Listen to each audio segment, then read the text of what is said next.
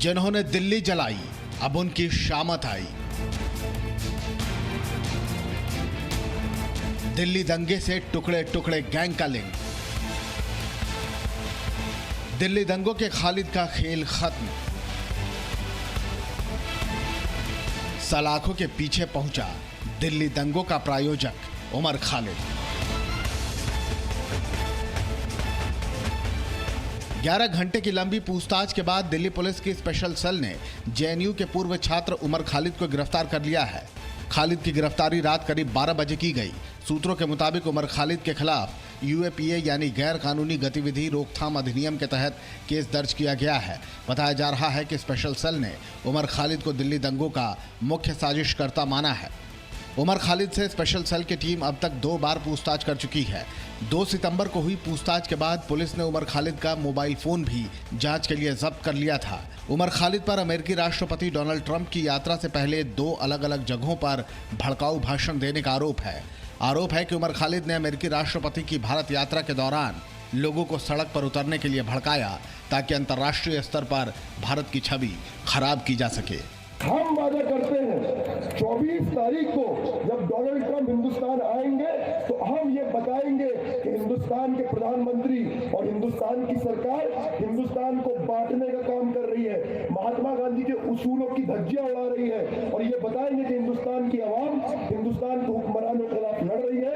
अगर हिंदुस्तान के हुक्मरान देश को बांटना चाहते हैं तो हिंदुस्तान की आवाम देश को जोड़ने के लिए तैयार है। हम तमाम लोग सड़कों पर निकल कर आएंगे। आप लोग निकल कर आएंगे। उमर खालिद पर इससे पहले जेएनयू में देश के खिलाफ नारेबाजी करने के मामले में भी केस दर्ज हो चुका है। ब्यूरो रिपोर्ट, जी मीडिया।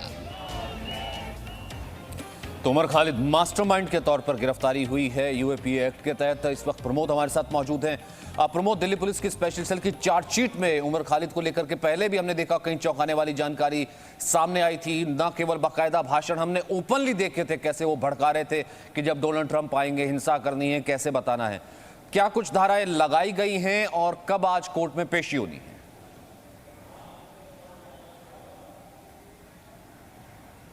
देखिए, दिल्ली पुलिस की स्पेशल सेल ने यूएपीए के तहत जो और 120 बी के तहत जो है उमर खालिद इसको गिरफ्तार किया है और अगले करीब 2 दिन के बाद जो स्पेशल सेल है पूरी चार्जशीट जो है कॉन्स्पिरेसी एंगल को लेकर वो कोर्ट में दाखिल करेगी अपनी स्पेशल सेल की स्पेशल कोर्ट में।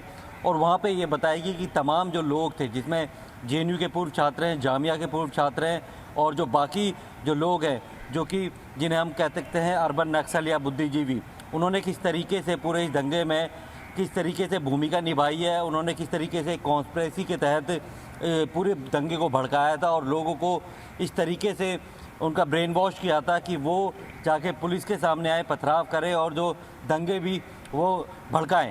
तो ये स्पेशल सेल पिछले 6 महीने से जो है जांच कर रही थी पूरे कॉन्स्पिरेसी एंगल को लेकर कि आखिर दंगे भड़काने के पीछे कौन लोग हैं।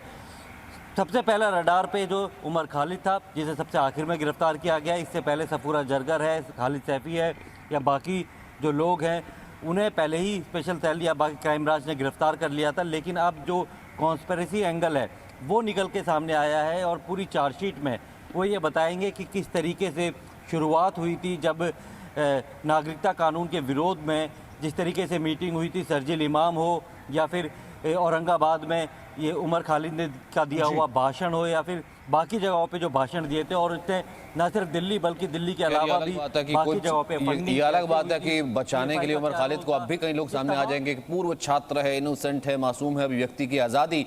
लेकिन हमने देखा था कि किस तरीके से, ये तो बहुत देर से गिरफ्तारी हुई है, कोई और शायद देश होता तो कब की गिरफ्तारी हो गई होती, कि सरेआम सरेराह सीए को लेकर के उस मन से कहा जा रहा था कि जिस वक्त अमेरिका के सदर आएंगे ये बताना है कि हिंदुस्तान रहने लायक नहीं है, हिंदुस्तान में बांटा जा रहा है। और फिर उसके बाद बाकायदा दंगे हुए थे। बहुत बहुत शुक्रिया आपका।